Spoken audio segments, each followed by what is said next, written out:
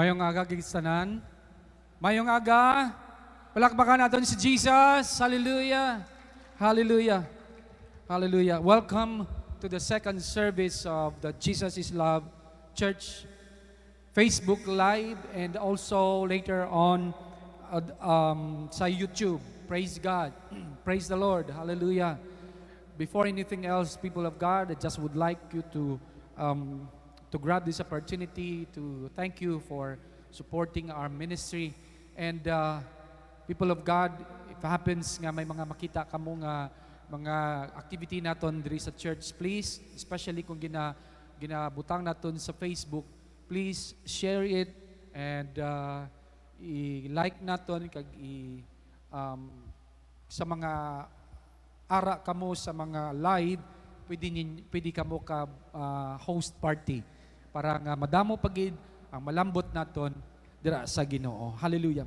Can you just bow down your head and let us pray and offer this unto the Lord. Heavenly Father, we thank you for your love and your faithfulness. We thank you, Lord, for the joy in serving you. Thank you, O God, for putting, O Lord, faith in our hearts. For in many things, O Lord, we know that we cannot please you without faith. And right now, we offer to you, Lord, our hearts, our minds, our soul, our whole being, O God. And we acknowledge, O Lord, that apart from you, we are absolutely nothing. And so here we are, O Lord, here we are. Consume what is not yours in our lives, O God. Consume it with a consuming fire. Purify us, sanctify us. For those, O God, who need healing this morning, for those who need to be fed, for those, Lord, who need a job, for those, Lord, who finds discomfort and confusing in their lives, you are the great I am. You can be what we need you to be. We thank you, O God. This is our prayer in Jesus' name. Amen. Amen. Hallelujah. Exodus chapter 25 verse 8 in the NIV version, it says, "Then have them make a sanctuary for me, and I will dwell among them." Hallelujah. Hallelujah. Amo ni siya ang ginhambal ni Moises, or ginhambal sang Ginoo sa kay Moises, nga ihambal niya sa mga Israelitas. Siling niya, "Then have them make a sanctuary for me, and I will dwell among them." Hallelujah. Ginpahimo sang Ginoo si Moises sang tabernakulo. Hallelujah. And in Hebrews chapter 9, verse 1 to 15, basahon nato ng Hiligaynon nga translation. Mag-jump ako sa translation sa Hiligaynon. And it says, "Ang una nga kasugtanan may mga pagsulundan parte sa pagsimba kag may simbahan nga ginhimo sang mga tawo. Ato nga tulda nga simbahan nga ila ginpatindog may duha ka kwarto. Ang una nga kwarto gintawag nga balaan nga lugar. Didto ang bulutangan sang suga, ang lamesa, kag ang mga tinapay nga ginhalad sa Dios. Ay kaduha nga kwarto nga sa likod sang kurtina, amo ang gitawag nga labing balaan nga lugar. Dito nakabutang ang bulawan nga halaran nga ginasunugan sang insenso kag ang kahon sang kasugtanan nga nahaklapan man sang bulawan. Dito sa kahon nasulod ang bulawan nga tibod nga may sulod nga mana kag ang baston ni Aaron nga nagpanalingsing, pati ang malapad nga mga batong ginsulatan sang mga sugo sang Dios. Didto sa ibabaw sang kahon may mga ginatawag nga kirubin nga nagapakilala nga dito ang Dios. Ang pakpak sang kirubin nga nagahumlad sa ibabaw sang lugar nga ginapasaylohan sang Dios sang mga sala sang mga tawo. Ugaling sa karon hindi namon initanan mapahatag sa inyo. Pero amo ina ang itsura sang sulod sang tulda nga simbahan. Kag adlaw-adlaw Kag adlaw-adlaw gid ang sulod sa mga pari sa una nga kwarto, agud himuon ang ila katungdanan.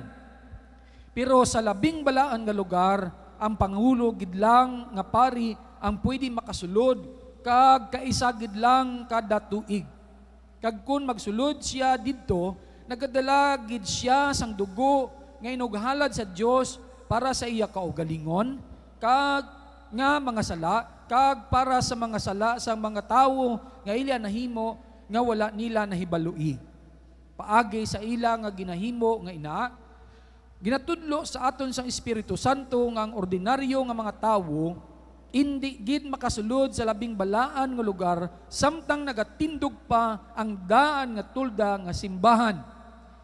Ini nga simbahan larawan sang para sa aton panahon subong, tungod kay ang matuod ang tanan nga ginadala dito pati ang mga sapat nga ginahalad sa Dios, hindi gid makalimpyo sang konsensya sa mga nagasimba sa sadto nga paagi. Ang mga butang nga ila ginahimo puro lang parte sa mga kalanon kag ilimnon kag parte sa mga pagpanghugas. Ina nga mga regulasyon, mga panggwa lang, hasta lang gid sa oras nga bag-uhon sang Dios ang tanan. Pero karon nag-abot na si Kristo nga aton pangulo nga pari sa bag-o nga paagi nga mas maayo sang sadaan. Nagsulod siya sa tulda nga mas maayo kag wala kakulangan. Indi tawong naghimo sina kag wala diri sa sining kalibutan. Kaysa gid lang naghalad si Kristo sa labing balaan nga lugar kag wala na magliwat-liwat. Indi dugo sang mga kanding kag sang mga tinday nga baka ang iya dala nga inughalad, kundi ang iya dugo mismo. Kag tungod sa iya dugo, natubos na kita sa aton mga sala hasta san-o.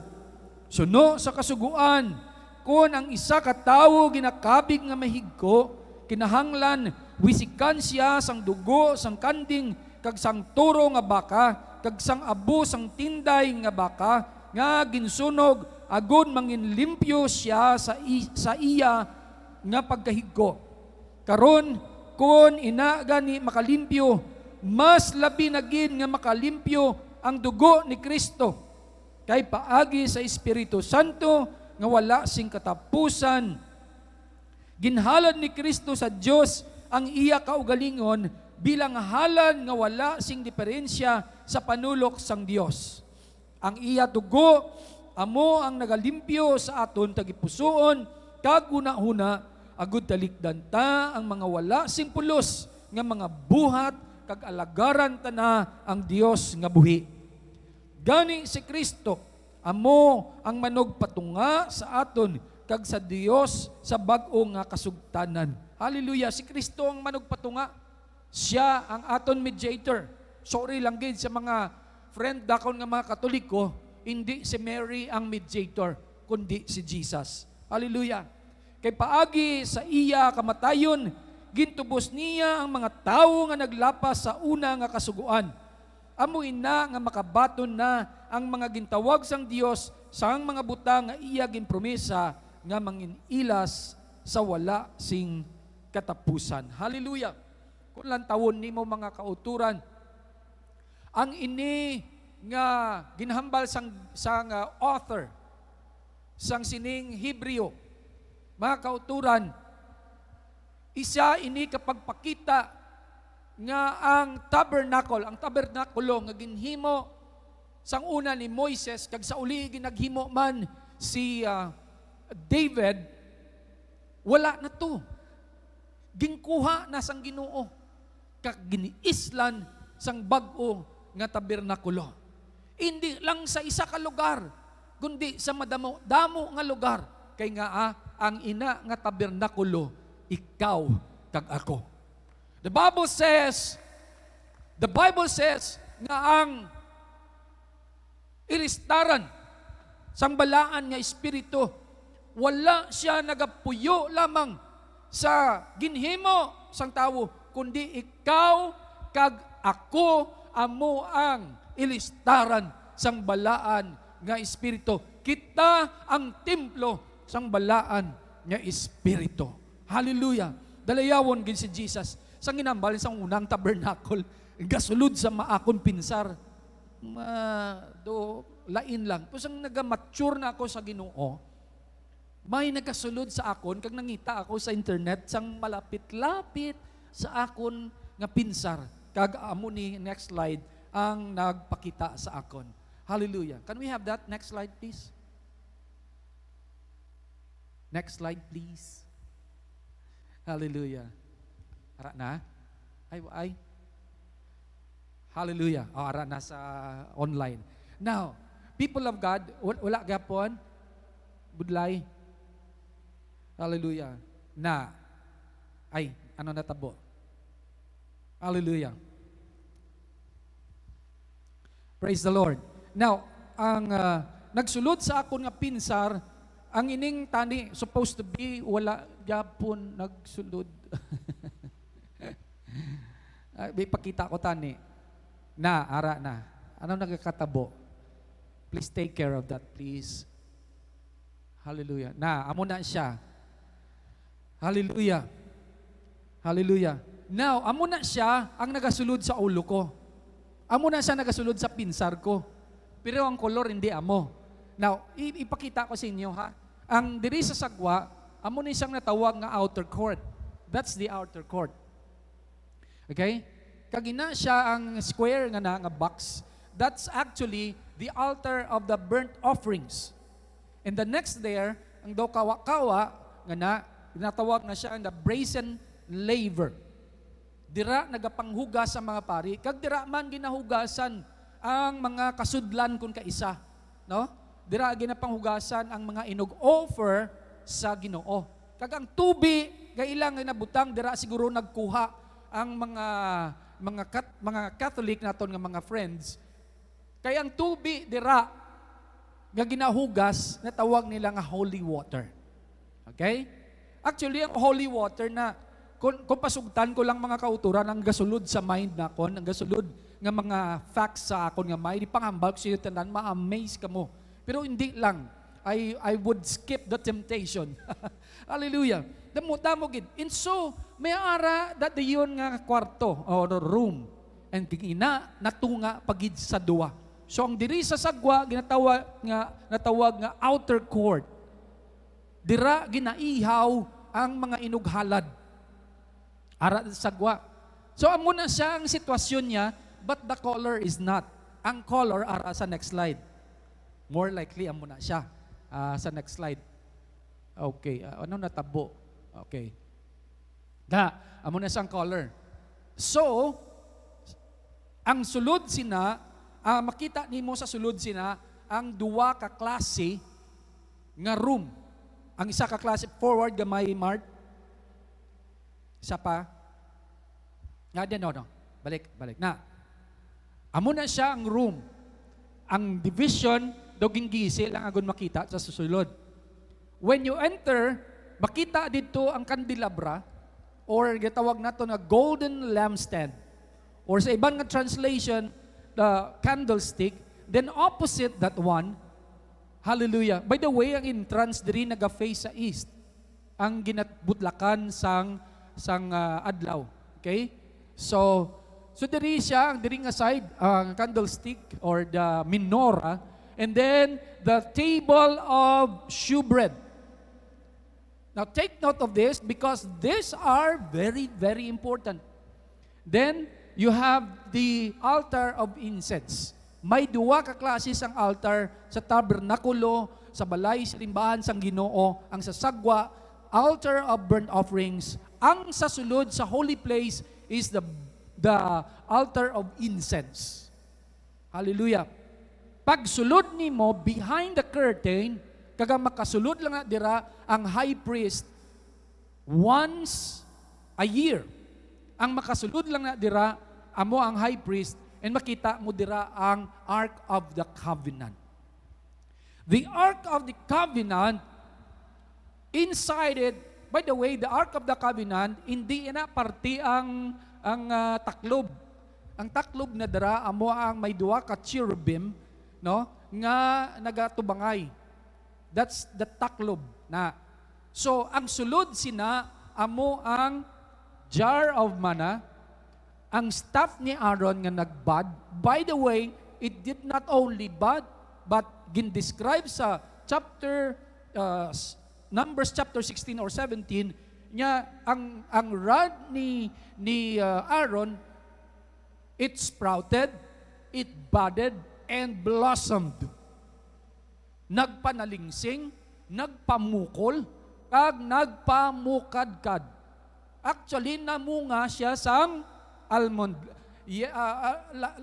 Yesterday, I think, nag-post ako sa GC, sa Jilsians, kag nabangkot ko, sa diin ginkuha ni Aaron ang iya sungkod. So, sa almond. Kay namunga, gidya almond. People of God, it did not only sprout, it did not only budded, lain ang sprouting sa budding. Ang sprouting meaning to say, nagtubo siya kay nagpalalingsing. Ang bud iya nagpamukol. It's about to give flowers. Kag sa uli nagblossom, kag namunga gid ya sang almond. Now if you are reading the Bible, kag mamati-bati ka lang sambal sang iban, mamati ka lang nga nagbud lang. Pero no, wala lang siya nagpamukol.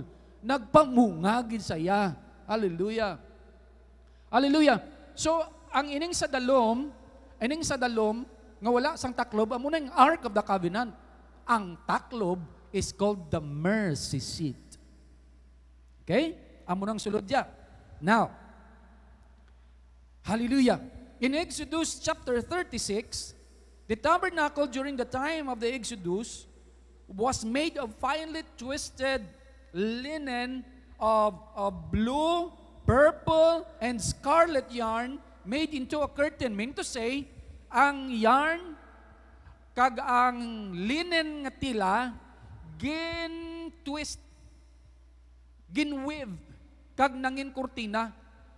As I keep on telling you during every preaching that I have here, ina siya nga kurtina, biskan butungon sang duwa kat dump truck hindi magisi.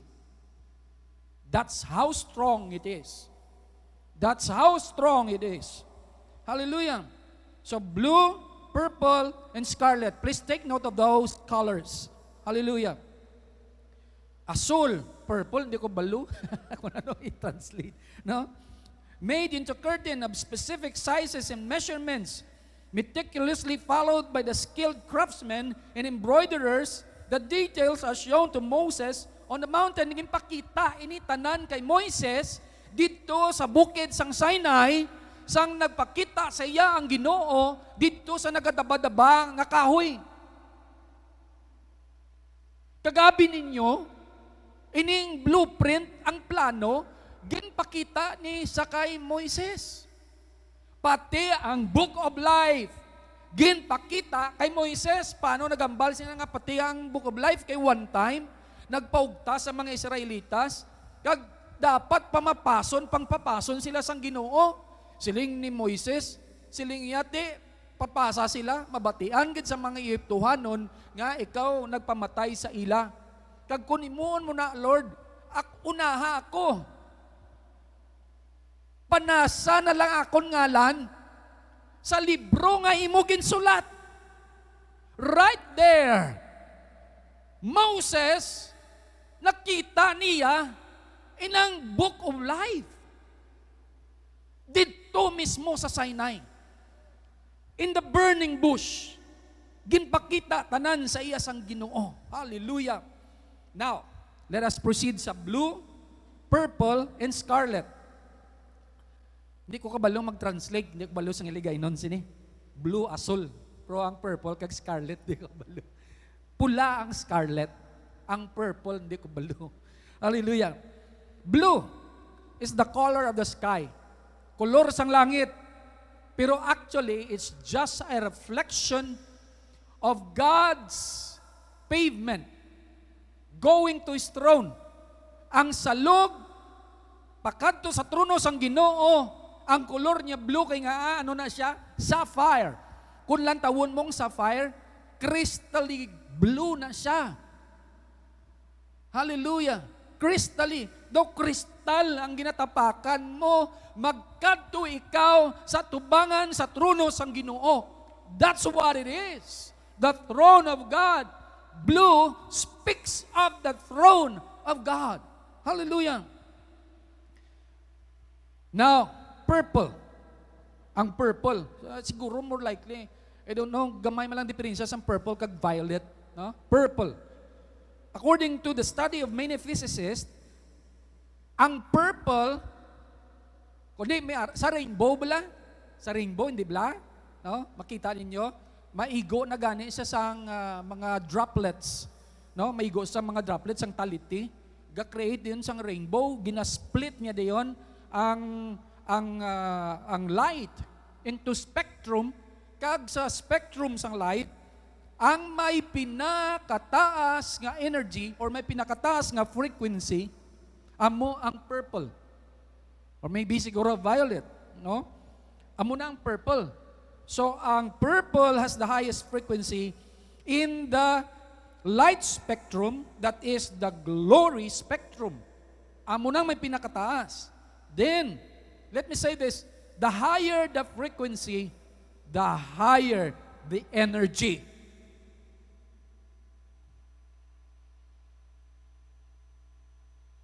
Mayara kay mga kakunturan, mambal, Pastor, di lang ko kasimba, kalaing pamatsyag ko.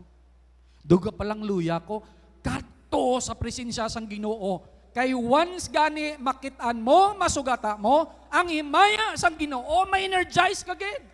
Amen! Hallelujah! Worship lang ng katapat. There are many testimonies here who have may masakit, lain matsyag, na dysmenorrhea, galingin sang ulo. Nag-worship sa Ginoo, pagwai niya sa presensya sang Ginoo, wala naman ang ginabatsyag niya. Hallelujah! Hallelujah! Why? Because he or she has encountered the glory of God. Na-encounter niyang pinakataas nga spectrum sang imaya sang Ginoo, amo nang gina-represent sang purple. Hallelujah. The scarlet. I don't need to nga daydayon ko gid ni. Ang scarlet amo ni siya nag-represent sang dugo. Hallelujah. The scarlet represents blood. Now, 3 colors. Hallelujah. Blue, purple, and scarlet. Scarlet nga ni, nambal na namuno na siyang tinaga nga scarlet, no? In the book of Isaiah, though your sins are red as scarlet. Ang scarlet, mga kauturan, nang mapatay balang mapatay balang dugo, scarlet na. Blood. Okay?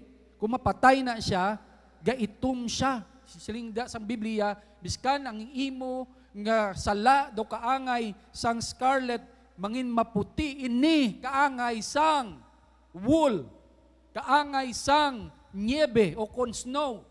Hallelujah. So, 3 ka colors.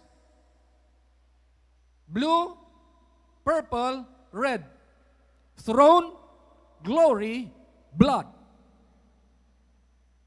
Can you see the insight there? Hallelujah. So kung magsulod ka sa presensya sang Ginoo sang una, dumdumon nimo nga nag-approach ikaw sa trono sang Ginoo, kag nagasulod ikaw sa himaya, dapat magbitbit ka sang dugo. That means life. There has to be life that should to be shed.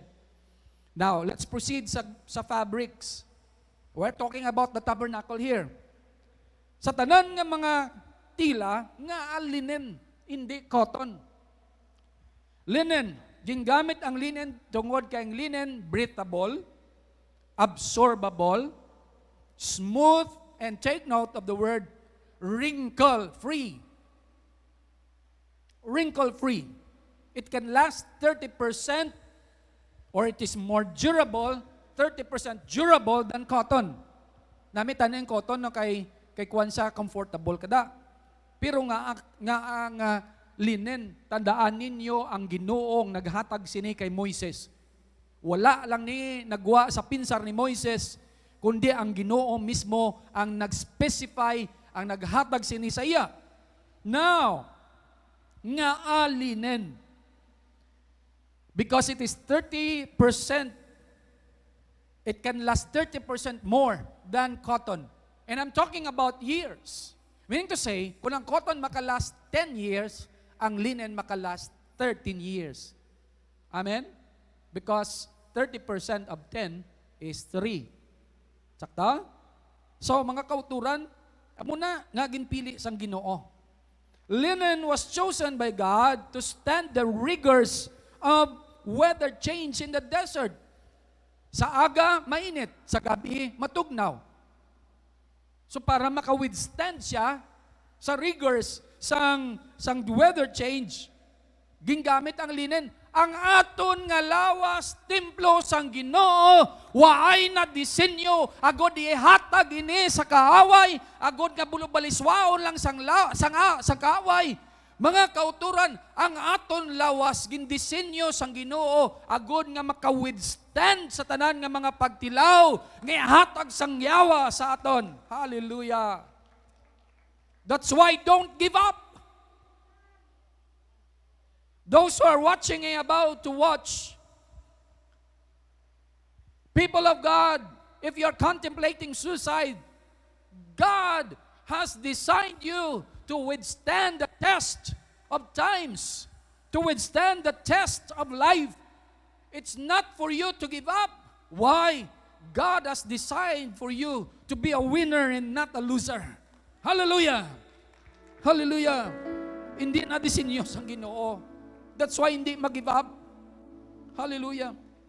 Hallelujah. Unarguably, you see, gold, silver, and bronze, ara sa sulod sang templo. Tanan nga mga precious metals nga makitaan, nga mahal during that time, ara sa sulod sang templo. Nga, ginpangkuha ina sa mga Israelitas, halin sa mga Ituhanon, sang sila naghalin sa Ehipto. Ginplunder nila ang mga Ehiptohanon. Ginpanghatag sa ilang mga jewelry, silver, golds, and even bronzes.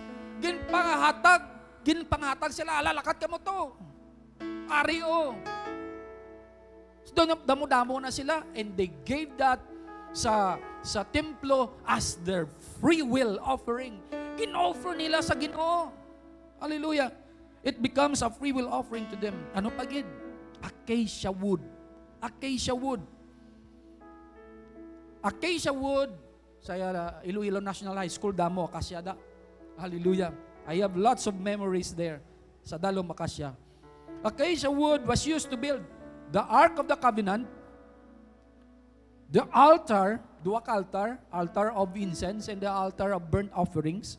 It's made of acacia wood. The table of shewbread, and the pillars of the curtains. Sa mga pillars na, it's made of acacia. Pero ang acacia, wala lang nahimo sa kangay sina. Wala na siya ginagamit lang para sa mga furnitures. But it's also, hallelujah, ang mga acacia nga ni, it's also good for medicine. Base sigurong iyang bark o kunang iyang nga dahon, it's made, it is good for medicine, baking ingredients, and woodworks. What does it imply? When you are in the sanctuary, when you are in the presence of God, when you enter into the tabernacle of God, the presence of God, when you enter into His presence, hallelujah, do you have to be healed? Then God will heal you. Do you have to be provided? Sa tanan ni mga pagkakaunan, agun manamit ini, God will supply all your needs according to His glorious riches in Christ Jesus. Woodworks. Obra ini sa mga tao sa una, pareho kay nungbots, hinay-hinay. Woodworks, people of God, I would say this. If you want nawadaan ka sang obra, I believe in my heart, the presence of God is the right place for you to ask God, Lord, I need to provide for my family. I need a job. Don't look for anywhere else. Look for your job in the presence of God. Hallelujah. Hallelujah.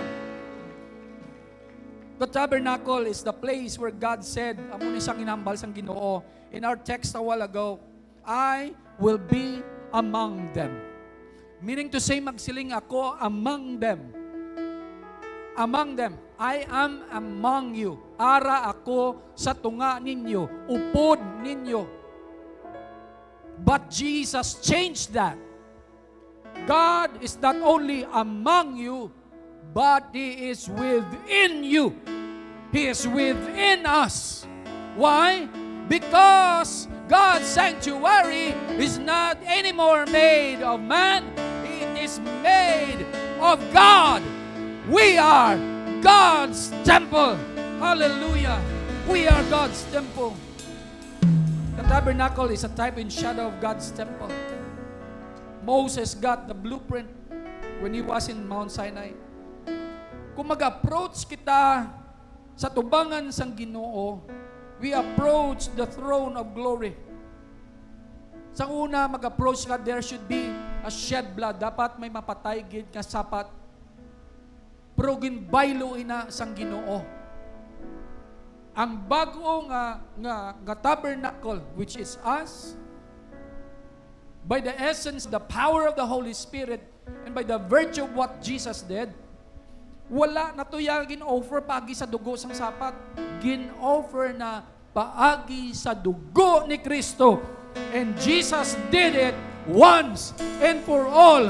Makaisa lang kag para na sa tanan. Hallelujah. Hallelujah. To approach the tabernacle, one must remember to be wrinkle-free. Dapat mag-approach kita sa Ginoo wrinkle-free. And remember that we will be meeting the gentle, the pure, the holy, and a just and firm God. Hallelujah. Nagakasubo gid ako mga kauturan kay madamo sang mga Christians nga nagahambal. Pastora, please pray for me. Pastor, please pray for me. There's nothing wrong with that. Kag it is our job as your spiritual leaders to pray for you. It is our job actually to pray for you. But you see, however, many times, pag siling gani nila nga, Pastora, please pangamuyoy ako. Pastor, pangamuyoy ako. Ikaw bala nagapangamuyo para sa kaugalingon mo kag sa pagkinanglanon mo? Many times may mga Christians gid nga paghambal nila pangamuyoy, wala na to na ginhatag nila kay pastora, ginhatag nila kay pastor, sila wala na nagapangamuyo.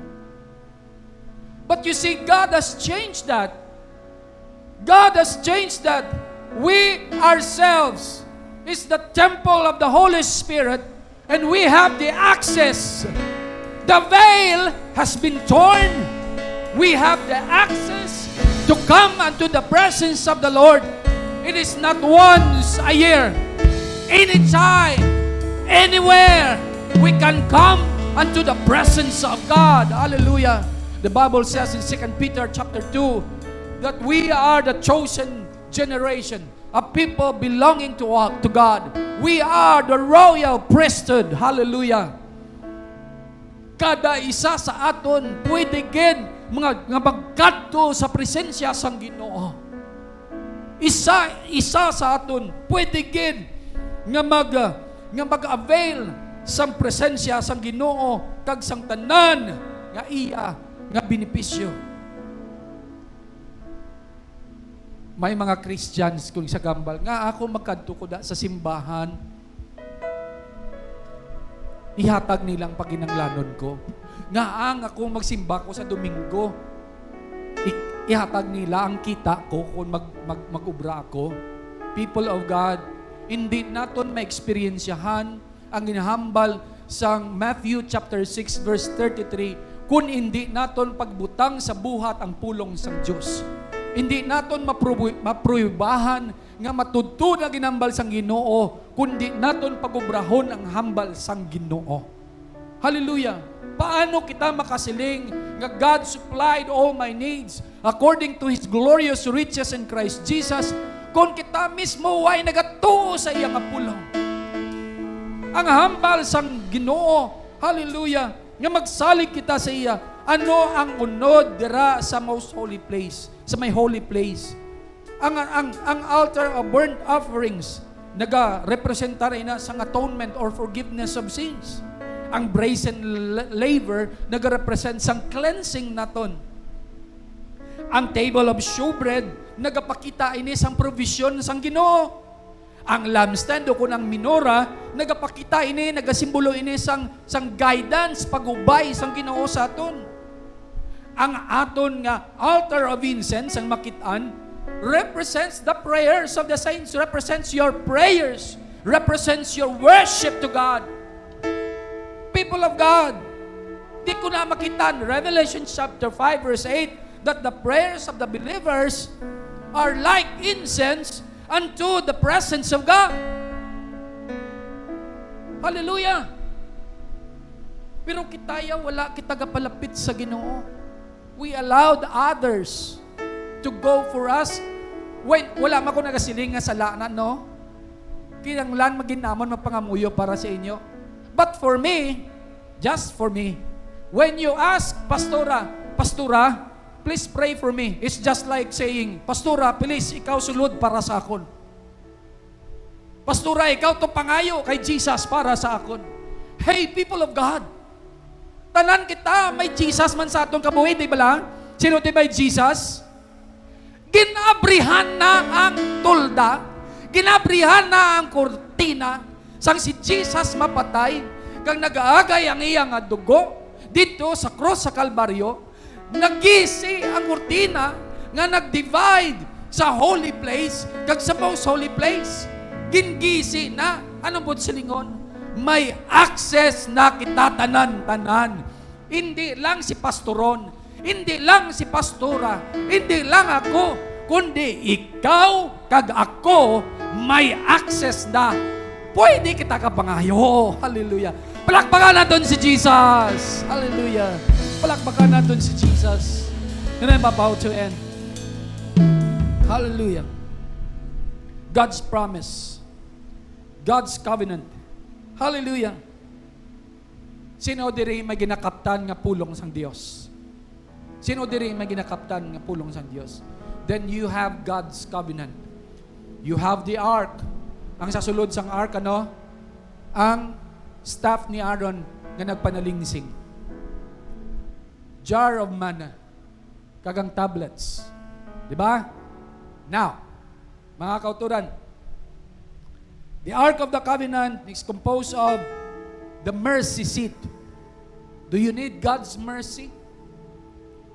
You come into the most holy place. Do you need God's provision? The jar of manna is there. Do you need God's laws to guide you, to enable you, to give you strength? Hallelujah, to encourage you. At totoo ang stone tablets. By the way, hindi lang to 10 commandments ang iya unod. Tanan to nga commandments. Hallelujah. Tanan nga commandments. Ano pagid? Ang staff ni Aaron. Ano ang hambal sang staff ni Aaron? Next slide, please. Hallelujah. Next slide, please. Sig pagid. Ang pinakalas na slide. Na. Amun ni siya. Lantawan yung hambal. Chapter 17. The Lord said to Moses, put back Aaron's staff in front of the ark of the covenant law to be kept as a sign to the rebellious. Ang nagpanalingsing nga tungkod ni Aaron, ginbutang dito, it does not actually represent authority. It is actually a reminder that says, do not rebel against me. Ang hambal daw, it is a sign to the rebellious. This will put an end to their grumbling against me so that they will not die. Anong natabo? Si Korah, si Dathan, kag si Abiram, nagrebel against sa kay Aaron kag kay Moses, naghambal sila, ang tanan ng mga tawo, huli ni tubangan sang Ginoo. Sinuogid si Aaron kag si Moses nga ginapalabaw ginilang ila kaugalingon, labaw sa aton tanan. Hasta subong way tagayapon nakasulod sa promised land. Sang nabatian ni Moses, nagdupa, naghapa sa saduta, kag kinulbaan siya.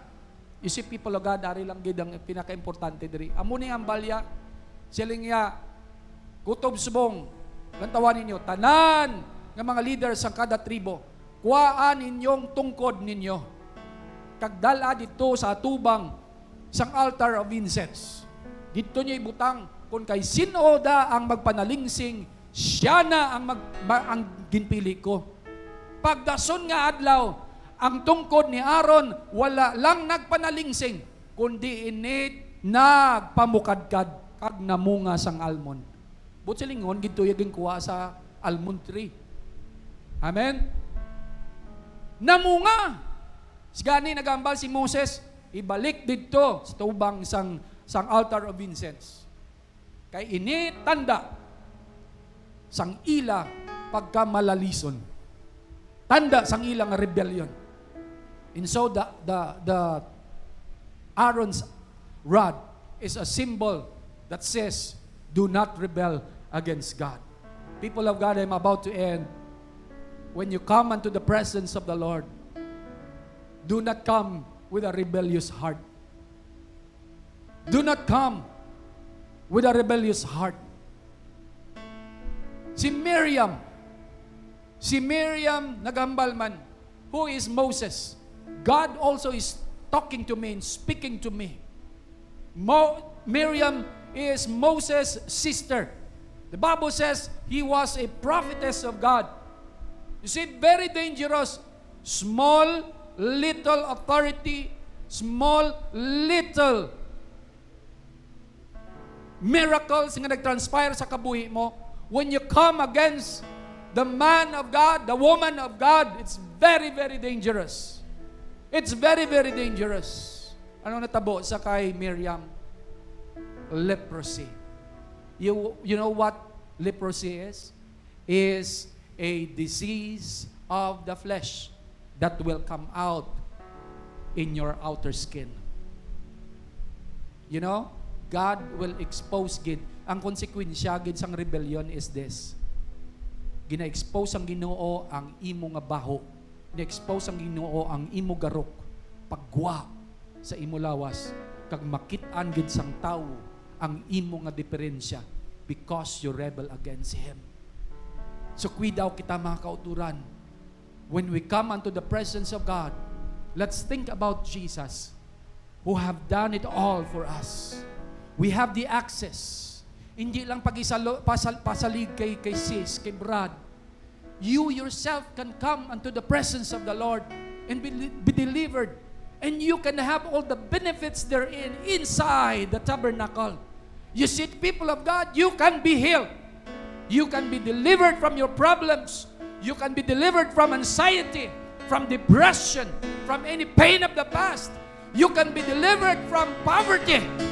Just come unto the presence of the Lord. Hallelujah. Have that confidence. We have no confidence of our own. Our confidence rely on the confidence that we have in Christ Jesus. Hallelujah. To God be all the glory, honor, praise, and thanksgiving in Jesus' name. In Jesus' name. And all God's people will say, Amen. Amen. Praise the Lord.